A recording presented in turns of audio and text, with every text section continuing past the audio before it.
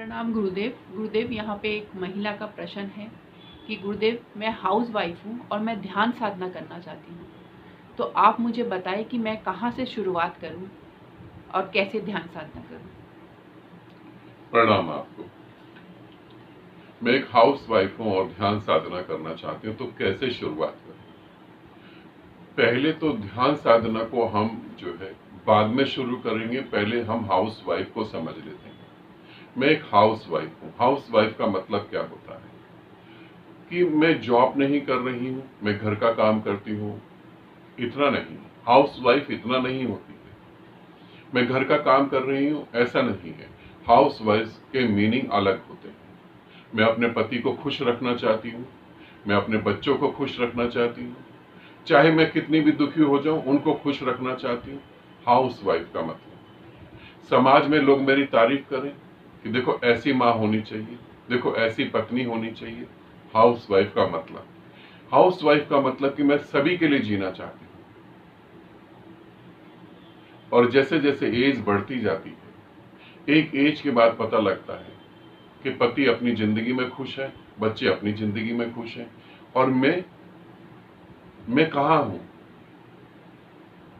मेरा कोई अस्तित्व नहीं है।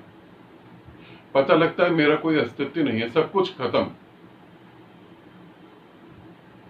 एक हाउस वाइफ का मतलब जो सबके लिए करती है, सबके लिए अपने प्राणों से करती है, मर जाती है करते करते, मगर इस बात को सुनने के लिए कि अच्छी मां हो, एक अच्छी पत्नी हो, इस बात के लिए। और जबकि ऐसा कभी सुनने को मिलता ही नहीं। हाउस वाइफ अगर ध्यान करना चाहे तो वो शुरुआत कहां से करे?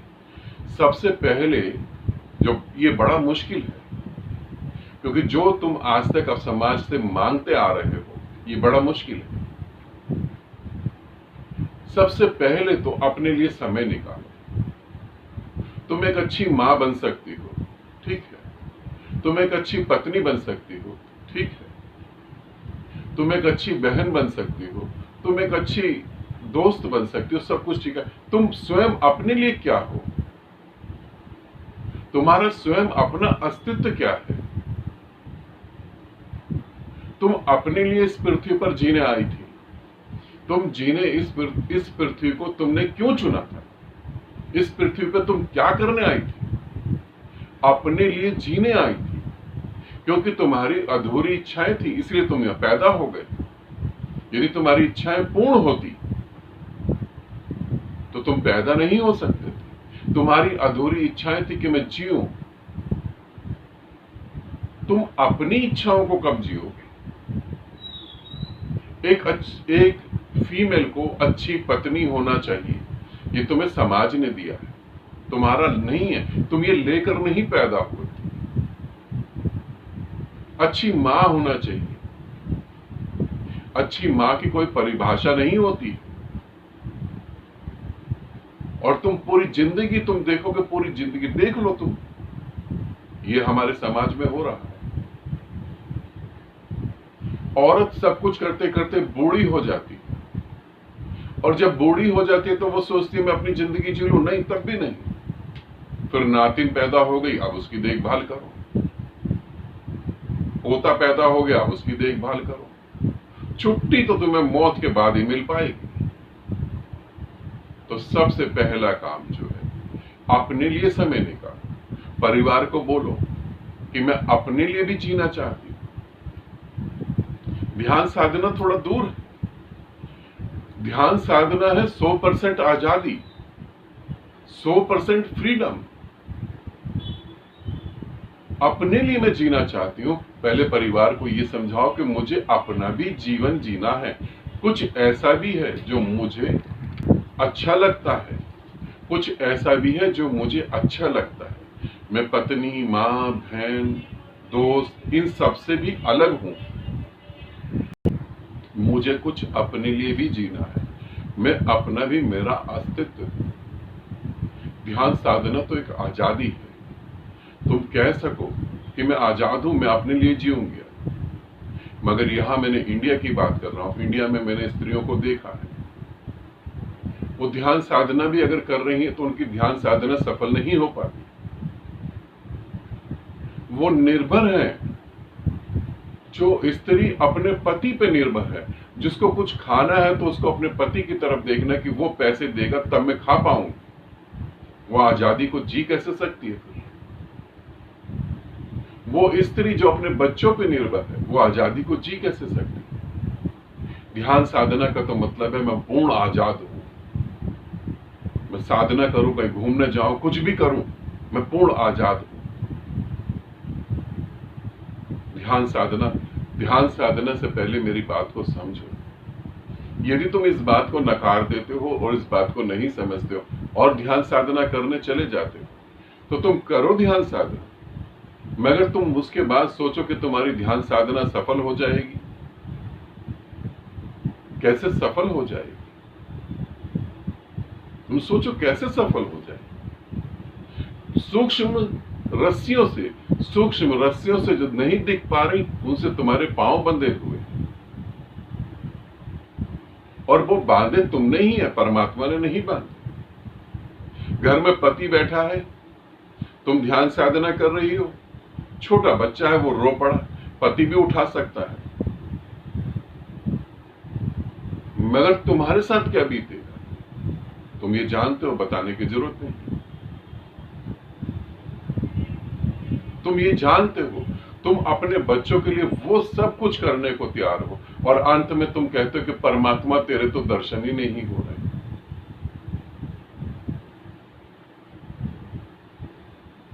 एक स्त्री को समझना चाहिए कि उसकी अपनी जिंदगी है, उसको अपनी जिंदगी के लिए समय निकालना चाहिए, अपने को भी जीना चाहिए।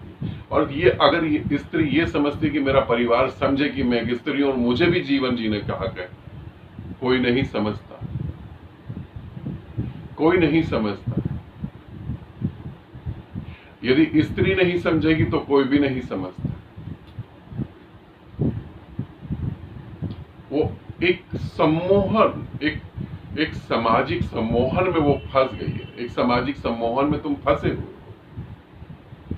पति से तारीफ की उम्मीद है, बच्चों से तारीफ की उम्मीद है, समाज से तारीफ की उम्मीद है। तो अपने को थोड़ा समझो, अपने जीवन जीने के लिए कदम उठाओ, थोड़ी सी आजादी, थोड़ा सा अपना जीवन पहले यहां से शुरुआत करो, फिर ध्यान साधना। क्योंकि तुम्हारे को बहुत सारे गुरु मिलेंगे जो कहेंगे हाँ करो करो, मगर मैं तुम्हें बता रहा हूं कोई सफल नहीं हो पाता। यहां मैंने देखा है बहुत ध्यान से, एक स्त्री मेरे साथ जुड़ी हुई थी, वो ध्यान साधना करने लगी। मैंने उसे कहा कि देख, तू घर में पहले बात कर ले। वो सिख धर्म से थी, आज भी वो मेरी वीडियो देखती होगी, वो सिख धर्म से है। उसने बोला गुरुदेव मेरे ही पति ने कहा है कि तुम जुड़ जाओ, ध्यान साधना करो। मैंने कहा फिर भी तू पूछ एक बार, देख ले अच्छे से। उसने कहा नहीं कोई फर्क नहीं पड़ता, और वो डॉक्टर है। और ध्यान साधना चालू हो गई। पति भी पढ़े लिखे, पत्नी भी पढ़ी लिखी, ध्यान साधना करते रहे। अब करते करते वो मोक्ष की तरफ पहुंच गई, जहां एनलाइटनमेंट अब घटने वाली। सिर्फ 7 से 8 दिन रह गए, अब घटने वाली है। मगर वहीं पर उसके हस्बैंड ने कहा, क्योंकि उसके हस्बैंड ने देखा जब बैठती है ध्यान करने, क्लिनिक कहाँ है पता नहीं इसको, ये गुम हो जाती है, ये बैठी रहती है 7-7 8-8 घंटे तक। उसके हस्बैंड ने कहा कि अब गुरुदेव को छोड़ो और गुरुद्वारे चलो, अब गुरुद्वारा जरूरी है तुम्हारे लिए। उसने कहा गुरुद्वारा नहीं, मेरे लिए गुरु जरूरी है, और गुरुद्वारे में भी तो मैं गुरु को ही ढूंढूंगी, मैं गुरु को नहीं छोड़ सकती। उसके हस्बैंड ने कहा फिर ठीक है, तुम फैसला करो, या तो गुरु या परिवार। और अंततः उसे यही फैसला करना पड़ा कि परिवार। परमात्मा द्वार पे आया भी। ये सौभाग्य जन्मों जन्मों के बाद घटता है, वो घटने ही वाला था, मगर उसने चुना परिवार, पीछे हटना ही पड़ा। तो तुम एक फीमेल हो, और मुझसे तुम जब प्रश्न कर रही हो तो मैं तुम्हें वो ठीक ठीक बात बता दूं, क्योंकि बहुत सारी फीमेल वीडियो को देख रही हो। तुम इसे समझना, पहले अपनी आजादी को महसूस करो, अपने लिए समय निकालो। फिर जैसे सभी गुरु कहते हैं मोह माया छोड़, मोह छूट जाए तो ठीक है, माया नहीं। ये जितने भी गुरु हैं जो कहते हैं माया छोड़ दो, ये बिना माया के बात नहीं करते। ये जो मत्थे पे चंदन तिलक लगा लेते हैं, ये चंदन तिलक भी माया से ही आता है। बिना माया के तो ये भी इनको नसीब नहीं होगा। माया तो बहुत ज्यादा जरूरी है। तुम जब पैदा हो रहे थे तब भी पैसा चाहिए था, तुम मरोगे तब भी पैसा ही चाहिए होगा। तो मैं ये नहीं कह सकता कि बिना पैसे के जीवो, बिना पैसे के तो तुम निर्भर हो जाओगे किसी पे। और जो निर्भर हो गया किसी पे, जो खाना खाने के लिए किसी पे निर्भर हो गया, वो क्या आजादी को जिए, वो क्या ध्यान कर पाए, कितना ध्यान कर लेगा। जो निर्भर है, जो डिपेंड है किसी पे, उसके अंदर आत्मविश्वास कब जागे, आत्मसम्मान कब जागेगा। तो अगर हाउस वाइफ हो तो तुम इस बात को अच्छे से समझो, यहीं से तैयारी करो। यदि तुम अपने लिए आजादी को जी सकते हो तब ध्यान साधना आती, क्योंकि ध्यान साधना तो पूरी फ्रीडम है। मुझे जाना है गुरु के पास, अब परिवार परमिशन देगा या नहीं देगा। अब परिवार परमिशन नहीं दे रहा तो तुम करोगे क्या वहां पर। अपने को समझो। और अच्छी बहू, अच्छी मां, अच्छी पत्नी, ये सिर्फ एक काल्पनिक बातें हैं, कुछ भी ऐसा है नहीं। इन चीजों की डिमांड करने में अपने आप को मारो मत। जो तुम्हारे कर्तव्य हैं वो करो, मगर इन चीजों की डिमांड तुम्हें ये मिलेगा ऐसा कभी नहीं सोचना, ऐसा कभी भी नहीं सोचना। ये संसार तुम्हारी अधूरी वासना थी, इसलिए तुम इस संसार में आए उनको पूरा करने के लिए। और तुम्हारी अधूरी वासना क्या थी वो भी समझ लो। तुम्हारी अधूरी वासना पति नहीं थी, तुम्हारी अधूरी वासना पत्नी नहीं थी, तुम्हारी अधूरी वासना बच्चे नहीं थे। ये तो तुम जीते हुए आ ही रहे हो। पता नहीं कितने जन्मों में कितनी पत्नियां होंगी। और यहां इस संसार में देखो, एक पत्नी के अलावा भी लोग दूसरी पत्नी में उलझे हुए, एक पति होने के बाद भी दूसरे पति में उलझे हुए। बच्चे, जो मेरे बच्चे हैं वो मेरा ही कहना नहीं मान रहे, फिर मेरे बच्चे किस काम के। तो इन बातों को समझो। यह अधूरी इच्छा नहीं, तुम्हारी अधूरी इच्छा तो थी पूर्ण होने की। तुम्हारी इच्छा थी पूर्ण होने की, परमात्मा होने की, परमात्मा की पूजा करने की नहीं।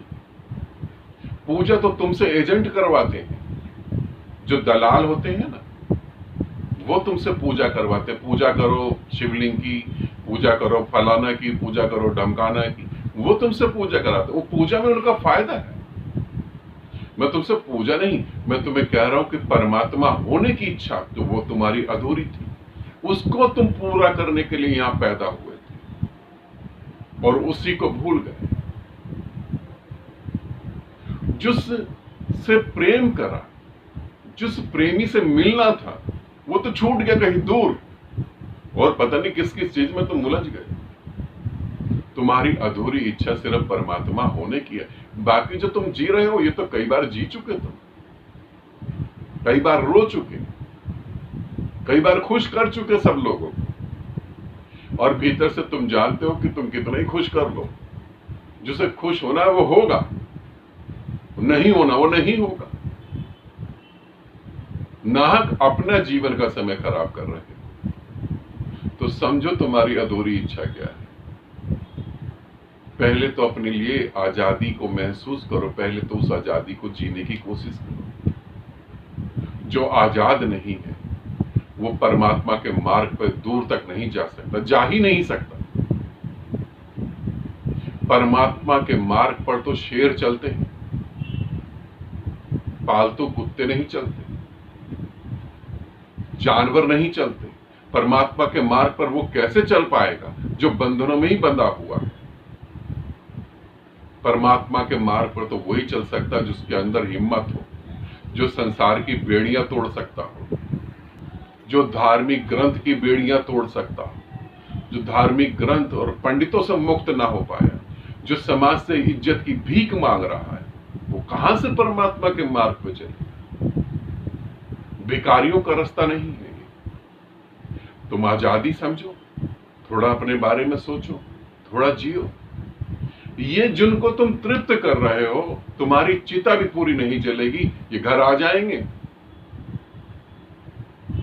जिनको तुम तृप्त कर रहे हो, कभी तुम्हारी फोटो पे धूल जमी होगी तो ये धूल भी नहीं हटाएंगे। कभी अचानक याद आ गया, अच्छा दिवाली आ गई, अरे दिवाली आ गई, फोटो साफ कर दो। ये ऐसा ही हो रहा है। जिनको तुम तृप्त करने की कोशिश कर रहे हो, जिनको तुम खुश करने की कोशिश कर रहे हो, इसे समझना। इतना तुम कर पाओ तो तुम मेरे पास आना, फिर ध्यान साधना की बात करें, फिर उस मार्ग पर चले। और यदि इतना नहीं कर सकते तो और बाकी गुरु हैं, उनसे बात करो। ठीक है, आनंदित रहो, सदा खुश रहो। बहुत बहुत प्रेम आप सभी को।